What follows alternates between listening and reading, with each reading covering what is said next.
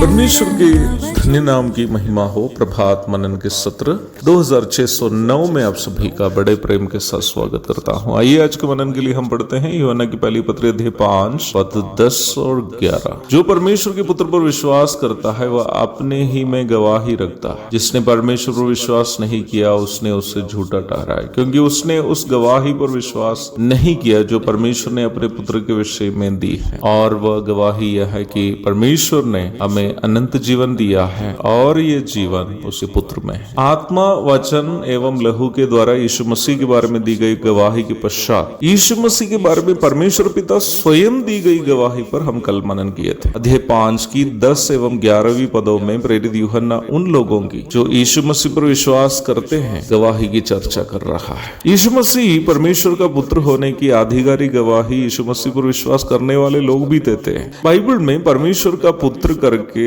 कहने का ये अर्थ नहीं है कि परमेश्वर ने शादी की और उसमें से एक पुत्र जन्मा। पिता, पुत्र एवं पवित्र आत्मा परमेश्वरत्व के 3 व्यक्तित्व है जो पद, क्षमता एवं अस्तित्व में तुल्य है। Equal in position, attributes and existence. इन तीनों व्यक्तित्वों के एकत्रित अस्तित्व है वो परमेश्वर जिसकी चर्चा हम बाइबल में देखते हैं। परमेश्वरत्व के दूसरे व्यक्तित्व को परमेश्वर का पुत्र करके संबोधित किए जाते हैं, जिसके बारे में यहूदियों को भविष्यद्वक्ताओं के द्वारा बताए गए थे कि वो पुत्र एक दिन सारे इस्राएल के ऊपर राजा बनकर शासन करेंगे। आने वाले इस धर्मी राजा को जो स्वयं परमेश्वर के दूसरा व्यक्तित्व है मसीह अथवा अभिषिक्त करके वचन में परिचय कराया है। दानियल अध्याय 7 की 13-14, 9 की 25-26, यूहन्ना अध्याय 4 की 25-26, अध्याय 9 की 35 और 38। यीशु मसीह का इस संसार में आने का खास एक ही उद्देश्य है। निम्न खास उद्देश्य के बारे में प्रेरित पौलुस पहला तीमुथियुस अध्याय 1 की 15 में इस प्रकार आलेखित किया है। यह बात सच और हर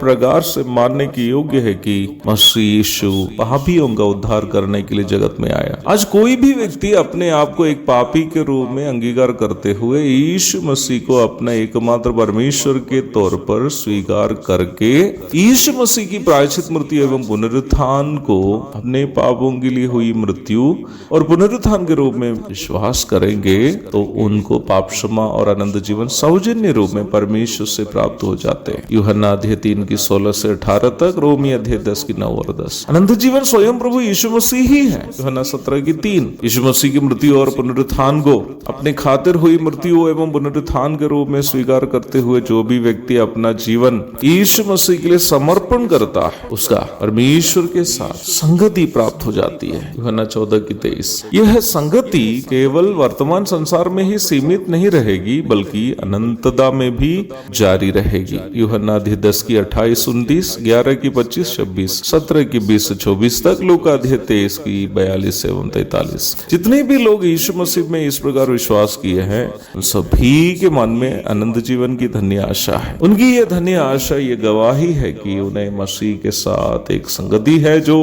अनंतता में भी जारी रहने वाली है। पिछले दिन कश्मीर के पहलगाम में जो आतंकी हमला हुई थी वहां से मैंने एक मसीह भाई की गवाही सुनी। मध्य प्रदेश के इंदौर निवासी भाई सुशील नाथानियल अपनी पत्नी एवं बच्चों के साथ कश्मीर घूमने गया था। भाई सुशील की धर्म पत्नी NDTV से बात करते समय निम्न दुर्घटना के बारे में इस प्रकार बोली। जब वे पहलगाम में थे इस्लामिक आतंकवादियों ने उन्हें घेर लिए और भाई सुशील से कहा कि घुटना टेककर इस्लामीय दुआ कलीमा सुनाए, परंतु भाई सुशील ने आतंकियों से कहा कि मैं मसीही हूँ, इसलिए ना घुटने टेक सकता न कलीमा सुना सकता। तुरंत आतंकियों ने उन पर निर्दयता से गोली चलाई। जब कोई खुद को मसीही अथवा मसीह के पीछे चलने वाला कहते हुए अपने आप को यहाँ तक मृत्यु के लिए भी सौंप देता है, वह खामोशी से ये साबित कर रहा है कि भाई मेरी संगति तो प्रभु यीशु मसीह के साथ है, इसलिए यदि मुझे दुनिया